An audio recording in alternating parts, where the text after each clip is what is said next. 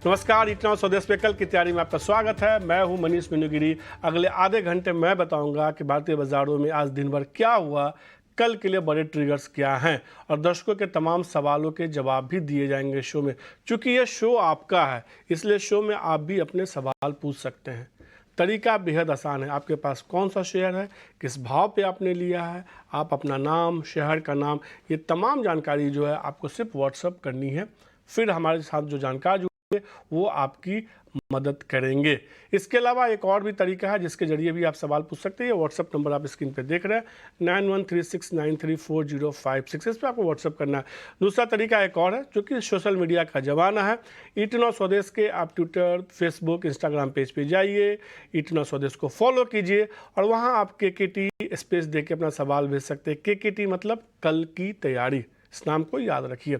इसके अलावा तीसरा तरीका है और वो और भी बेहद आसान तरीका है। यूट्यूब पे जाइए, कल की तैयारी शो को देखिए और वहाँ भी कमेंट बॉक्स में आप अपने सवाल भेज सकते हैं। ये शो आपका है, इसलिए यूट्यूब पे जाके आप, ऐसा जरूरी नहीं है कि आपके सवाल का जवाब नहीं मिला है तो कोई बात नहीं है, आप वापस से सवाल भेजिए। आपके हो सकते हैं कि शेयर का जवाब किसी और दर्शक ने पूछे हो शेयर पे और हमारे जानकारों ने उस पर जवाब दिया, तो आप उसको सुन भी सकते हैं, जान भी सकते हो। और मैं हमेशा कोशिश करूंगा कि आपने जो भी सवाल भेजे उसको इस शो में ज़रूर लूँ और ज़रूर से ज़रूर उसे समझने की कोशिश करूं कि अब आपको उन शेयरों में क्या करना चाहिए। ये बिल्कुल आपका शो है कल की तैयारी, आप इसमें हमेशा सवाल भेजते रहिए। लेकिन आज बाजार का मूड देखिए, कहीं ना कहीं हम देख सकते हैं कि बाजार की शुरुआत जो है थोड़ी अच्छी हुई, उसके बाद एक मुनाफा वसूली का दबाव देखने को मिला और बाजार अगर दिन के निचले स्तर के आसपास नहीं बंद हुआ तो कह सकते हैं कि उससे थोड़ा सा ही रिकवर होकर बंद हुआ। बहुत अच्छे नोट पे तो नहीं बंद होता हुआ दिखा आज का बाजार। आप कह सकते हैं अगर आज का हाई है तो 20,867 का हाई है और 20,906 पे बंद हुआ है, तो कोई कह सकते अच्छी बात नहीं है। 90 पॉइंट नीचे बंद हुआ। बैंक निफ्टी देखिए, वहाँ भी कमोबेश जो है गिरावट देखने को मिली, वो भी दिन के निचले स्तर के आसपास ही बंद हुआ। बैंक निफ्टी का हाई जो था 47,454 का था, लो जो था 47,004 का था। अच्छी बात ये है कि बैंक निफ्टी ने आज 47,000 के लेवल को होल्ड किया, उसके नीचे नहीं गया गिरावट के बावजूद। बैंक निफ्टी में HDFC बैंक जैसे स्टॉक्स में दबाव देखने को मिल रहा था, उससे ही हमने देखा कि बैंक निफ्टी पे दबाव बनता हुआ देखा। अब देखना होगा कल 47 के लेवल को बैंक निफ्टी होल्ड कर पाता है नहीं। हैवी वेट में रिलायंस जैसे स्टॉक्स में आज के ट्रेड में दबाव देखने को मिला, वो दिन के निचले स्तर के आसपास बंद हुए। हालांकि खबरों के दम पे कई ऐसे शेयर थे जिसमें मिड कैप स्मॉल कैप में दोनों का इंडेक्स दिखाइए। Mid cap small cap index में आज दिन भर कहीं ना कहीं जो है तेजी का मूड बनता रहा। हालांकि लास्ट के आधे घंटे में इन दोनों इंडेक्स में भी गिरावट देखने को मिली। सुबह से हम देख रहे थे मिड कैप इंडेक्स में मजबूत थे, स्मॉल कैप इंडेक्स हरे निशान में बंद हुआ, जैसे तैसे हुआ। 3 पॉइंट की तेजी का आप नहीं कह सकते, लेकिन ये भी दिन के निचले स्तर के आसपास बंद हुआ। कुछ स्टॉक्स में आपको सिर्फ फटाफट दिखाता हूँ जिसमें तेजी बनी हुई है आज के ट्रेड में। टाटा एलेक्सी का शेयर देखिए, मजबूती बनी हुई है। हुडको देखिए, वहाँ मजबूती देखने को मिली है। HDFC लाइफ, एक हेवी वेट FNO का शेयर देखिए, उसमें मजबूती बनी हुई है। दिन के ऊपरी स्तर के आसपास हम देखें HDFC लाइफ जैसे स्टॉक्स आज के ट्रेड में बनते हुए दिखे। इसके उलट आप कुछ खबर है उसके बाद से आप PI इंडस्ट्रीज का शेयर देखें, FNO में टॉप लूजर, दिन के निचले स्तर के आसपास बंद हुआ, करीब 10% की गिरावट देखने को मिली। MOIL एक शेयर दिन के निचले स्तर पर, MOIL देखिए शेयर एक अच्छी मजबूत देखने को मिली। इसके अलावा सफारी इंडस्ट्री जैसे स्टॉक्स हैं जहां तेजी देखने को मिली है। कमोबेश ये कह सकते हैं कि ठीक है, कई दिनों की तेजी के बाद अगर बाजार में प्रॉफिट बुकिंग देखने को मिली है तो कोई चिंता की बात नहीं है, ये मैं कह रहा हूं। लेकिन वाकई चिंता की बात है कि नहीं, ये समझते हैं अपने दो जानकारों के साथ। हमारे साथ राहुल घोष जुड़ चुके हैं और अविनाश गुरक्षर जुड़ चुके हैं। अविनाश सर नमस्कार, राहुल आपको भी नमस्कार। अविनाश सर, जिस तरीके से हमने देखा कि तेजी देखने को मिली, आज करीब 100 अंकों की गिरावट देखने को मिली एक समय निफ्टी में, फाइनली जो 90 अंकों की गिरावट के साथ बंद हुआ है, कोई चिंता की बात तो नहीं है ना? मनीष, मुझे लग रहा है कि एक तरीके से एक अच्छी बात है कि भरपूर तेजी होने के बाद थोड़ा बहुत हेल्दी करेक्शन हो रहा है। और देखिए, करेक्शन एक ऐसा समय होता है जब आपको थोड़ा बहुत आपके इन्वेस्टमेंट बास्केट से खरीदने के मौके मिलते हैं, क्योंकि आपको भी पता है स्टेट इलेक्शन के रिजल्ट संडे को आ गए। उसके बाद बाजार ने जो भरपूर चाबुक देखा, वो भरपूर चाबुक था और मेरे ख्याल से कहीं ना कहीं ये करेक्शन एक्सपेक्टेड था। ये कोई अनएक्सपेक्टेड इवेंट नहीं है। इनफैक्ट अगर करेक्शन आया भी है तो मेरे ख्याल से निवेशकों को बिल्कुल डरना नहीं चाहिए, क्योंकि ये हेल्दी करेक्शन है। मार्केट एक बेस बनाएगा और यहाँ से और एक अच्छी रीरेटिंग की चाल बनेगी, बट थोड़ा समय के लिए मार्केट कंसोलिडेट होंगे। थोड़ा करेक्शन आया है तो अच्छी बात है, तो इसमें कोई घबराहट की बात नहीं।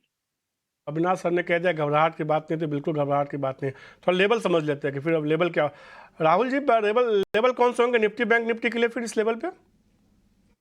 तो नमस्कार और गुड आफ्टरनून। तो निफ्टी की अगर आप पहले बात करें तो 20,800 और 20,700 के बीच में हम बाई करेंगे। आई रिपीट, 2,900 के प्राइस चल रहा है, एक और 100 पॉइंट का दबाव के बाद 2,700 और 2,800 के बीच में हम लोग बाई करेंगे।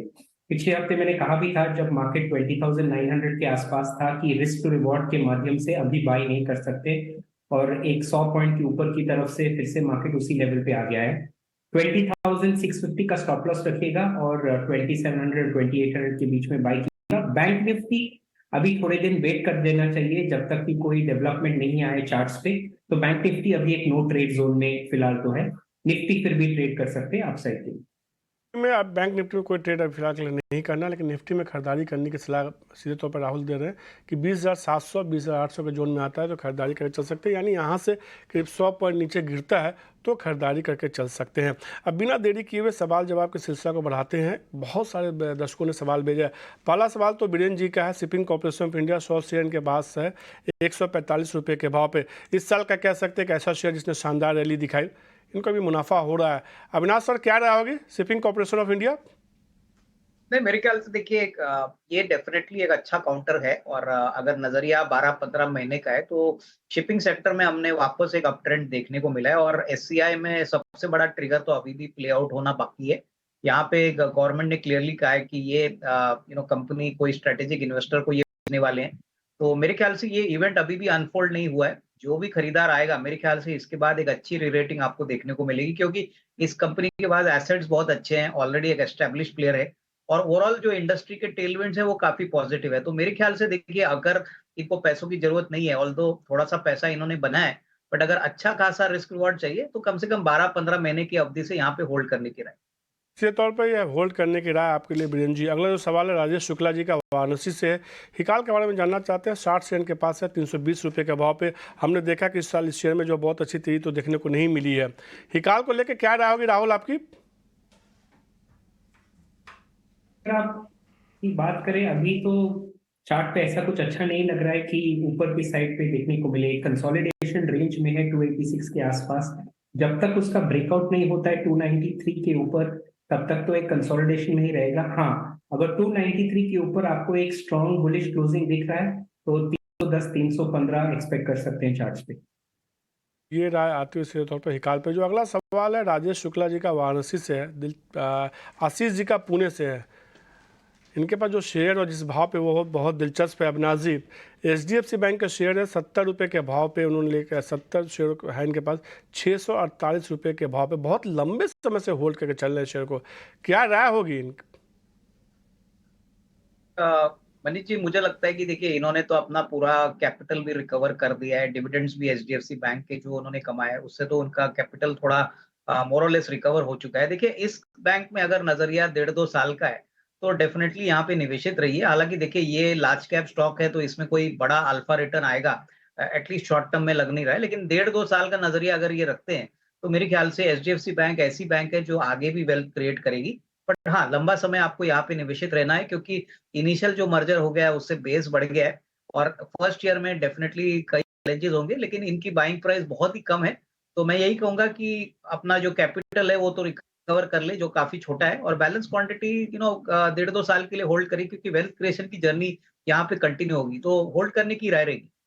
तो बहुत अच्छी राय है अविनाश जी की तरफ से। आशीष जी, आपके पास जो शेयर जितना आपने जिस भाव पे खरीदा है, जितना आपने इन्वेस्ट किया, उसको आप चाहें तो निकाल सकते हो, बाकी शेयर को आप लंबी अवधि के लिए होल्ड कीजिए। उन बचे हुए पैसे को आगे अविनाश सर कुछ शेयर बताएंगे, उसमें आप इन्वेस्ट कर सकते हैं, उसमें हो सकता है आपको और बेहतर रिटर्न देखने को मिले। अगला जो सवाल है बीरेन जी का पेटीएम पे 120 शेयर के पास है 665 रुपये के भाव पे। सबसे पहले तो अविनाश जी आपसे ही जानना चाहूँगा, एक बड़ी गिरावट देखने को मिली, जिस तरीके से ब्रोकरेज हाउस ने नेगेटिव किया, कुछ नेगेटिव खबरें भी आई, उसका असर देखने को मिला, शेयर में काफ़ी तेज़ गिरावट देखने को मिली है, क्या राय होगी? मेरे ख्याल से देखिए मनीष, इसमें गिरावट का कारण ये है कि अभी रिसेंटली कंपनी के मैनेजमेंट ने गाइडेंस दिया है कि उनके जो लोन ग्रोथ की जो नंबर्स है वो थोड़े से डिले हो सकते हैं, थोड़ा सा स्लो डाउन आ सकता है, और ये एक्सपेक्टेशंस पे था, क्योंकि आरबीआई ने अभी जो अनसिक्योर्ड लोन्स पे रिस्क वेटेज एसेट्स का जो परसेंटेज बढ़ा है, इससे डेफिनेटली ये एक्सपेक्टेड था कि पेटीएम को भी थोड़ा बहुत फर्क पड़ेगा।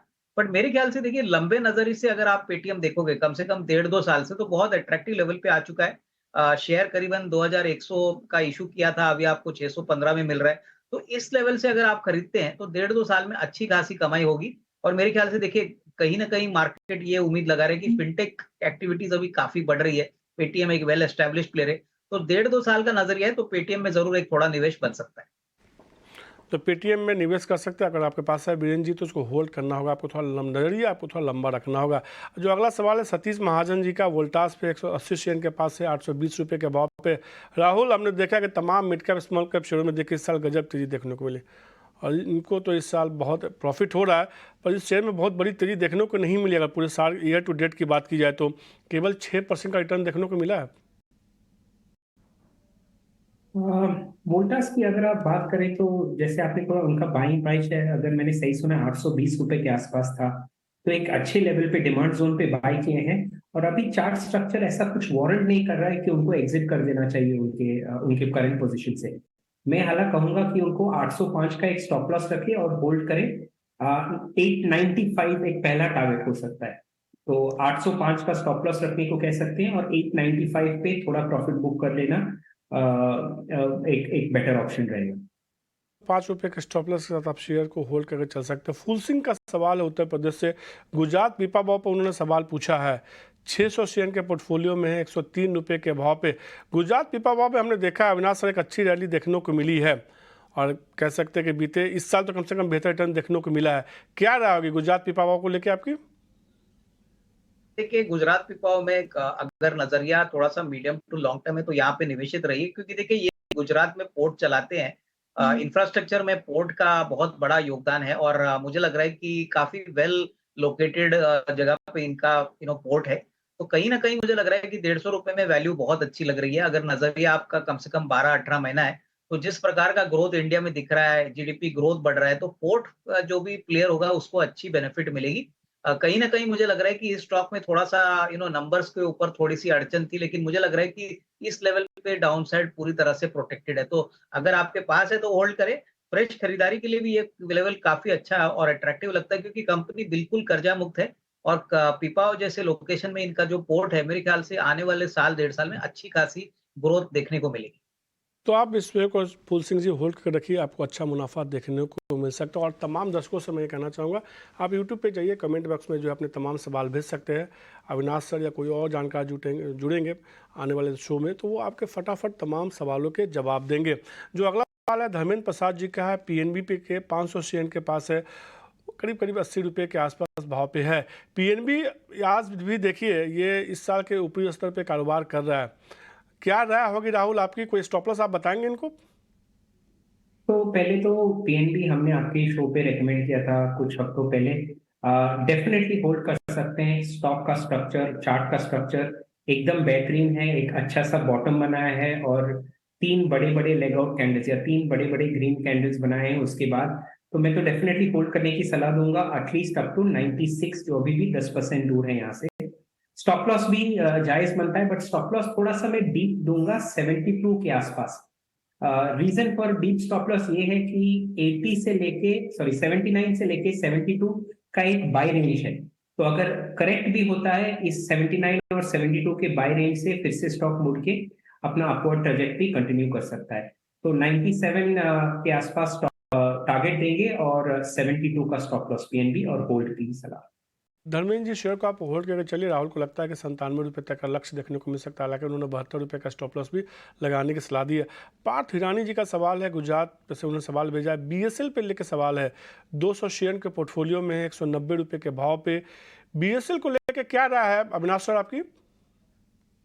मेरे ख्याल से देखिए टेक्सटाइल सेक्टर में भिलवाड़ा जो है वो काफी वेल पोजीशनड है। नंबर्स भी इनफैक्ट पहले पिछले 1-2 क्वार्टर से काफी अच्छे आ गए हैं। नजरिया थोड़ा सा लंबा रखिए, क्योंकि टेक्सटाइल स्पेस में बीएसएल एक आज काफी वेल नोन प्लेयर है। काफी बड़ा डोमेस्टिक मार्केट शेयर ये कमांड करते हैं। प्लस ओवरऑल हमको लग रहा है कि जिस प्रकार के अभी अप ट्रेंड टेक्सटाइल मार्केट में दिख रहे हैं, इसको कंपनी को काफी फायदा होगा। तो नजरिया 12-15 महीने का रखिए और यहाँ पे होल्ड करने की राय। ये राय आती हुई सीधे तौर पे। अब फटाफट कुछ और यूट्यूब से सवाल लेते हैं। राहुल फटाफट जवाब दीजिएगा मुझे कुछ स्टॉक्स पे। अविनाश सर आपसे भी रिक्वेस्ट है। टाटा पावर पे सवाल है राजेंद्र शॉ का, वो जानना चाहते हैं क्या इस लेवल पर खरीदारी करनी चाहिए टाटा पावर का शेयर। राहुल? पहले तो मैं पावर सेक्टर पे बहुत ही बुलिश हूँ, बट टाटा पावर अभी थोड़ा सा भाग गया है ऊपर की तरफ, तो इस लेवल पे एंट्री करने की मैं सलाह नहीं दूंगा। अगर एंट्री करना है उनको 315 के आसपास एंट्री कर सकते हैं with stop loss at 300 rupees. तो आप गिरावट पे खरीदारी करके चल सकते हैं। सतीश जी का सवाल है, सतीश दत्ता जी ने भेजा है। उन्होंने लिखा कि मैं सीनियर सिटीजन हूँ, चंडीगढ़ से उन्होंने सवाल भेजा। वो कहते हैं कि मेरा सवाल जरूर पूछिए। 3i इन्फोटेक के सवाल है, उनके पास 1850 शेयर हैं। वो जानना चाहते हैं 2 साल के लिए क्या इसको होल्ड करना चाहिए। अविनाश जी? ये मेरे लिए सवाल है। जी जी, 3i इन्फोटेक। देखिए, मेरे ख्याल से अगर नजरिया 1.5-2 साल है तो यहाँ पे होल्ड करिए, क्योंकि कंपनी बहुत नए प्रोडक्ट्स ट्राई कर रही है और basically artificial intelligence, machine learning, इन सेगमेंट्स पे ऊपर फोकस करिए। हालांकि देखिए अभी भी कंपनी प्रॉफिटेबल नहीं है, लेकिन मेरा मानना है कि इस लेवल से नीचे आने की पॉसिबिलिटी कम लग रही है, क्योंकि जैसे ऑर्डर्स कंपनी को मिले हैं, मेरे ख्याल से इनको एक रेलटेल का भी बड़ा ऑर्डर मिला है, तो ये जब एग्जीक्यूशन होगा तभी मेरे ख्याल से नंबर्स में आपको इंप्रूवमेंट देखने को मिलेगी। तो नजरिया कम से कम 1.5-2 साल का रखिए और निवेशित रहिए यहाँ पे होल्ड करने की। तो ये रहा है, तो इसी तौर पे आप इस शेयर को रख सकते हैं अपने पास होल्ड करके। अब 2 स्टॉक्स फटाफट बताइए। राजन तिवारी जी ने सवाल पूछा है, SGVN और मिर्जा इंटरनेशनल, क्या इन दोनों शेयर में खरीदारी करनी चाहिए इस लेवल पर। राहुल, क्या राय होगी आपकी? पहले शेयर जो था SGVN था, राइट? पहला शेयर का नाम SGVN, दूसरा मिर्जा इंटरनेशनल। तो SGVN अगर दर्शक के पास ऑलरेडी है तो होल्ड कर सकते हैं। चार्ट का स्ट्रक्चर अभी भी अच्छा है। स्टॉप लॉस एक रख सकते हैं 85.5 पे। और दूसरा है मिर्जा इंटरनेशनल। तो मिर्जा इंटरनेशनल का चार्ट एज ऑफ नाउ तो एक नो ट्रेड जोन में है। इतने टाइम से साइडवेज मूव हुआ है कि अनफॉर्चुनेटली एक साइड पे ब्रेकआउट जब तक नहीं आता है एक फर्दर कॉल नहीं ले सकते। हालांकि मैं ये कहूंगा दर्शक को कि एक स्टॉप लॉस रख दें 44.38 पे, और अगर 44.35 है, बेग योर पार्डन, अगर 44.35 ब्रीच हो जाता है तो एग्जिट कर देना चाहिए उनको। तो सीधे तौर पे SGVN और मिर्जा इंटरनेशनल पे। एक जो दर्शक ने सवाल भेजा है, उन्होंने पूछा है, ज्योति बनर्जी जी का सवाल है कि मुझे कुछ शेयर बताइए खरीदारी के लिए, और इसके लिए अविनाश सर और राहुल, उससे बेहतर मौका क्या हो सकता है। बात करते हैं VIP स्टॉक्स की।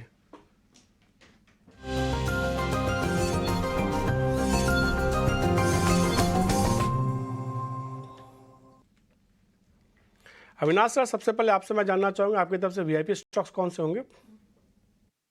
मनीष, मेरे पास 2 स्टॉक्स है, एक बैंकिंग स्पेस से है और एक बेसिकली QSR स्पेस से है।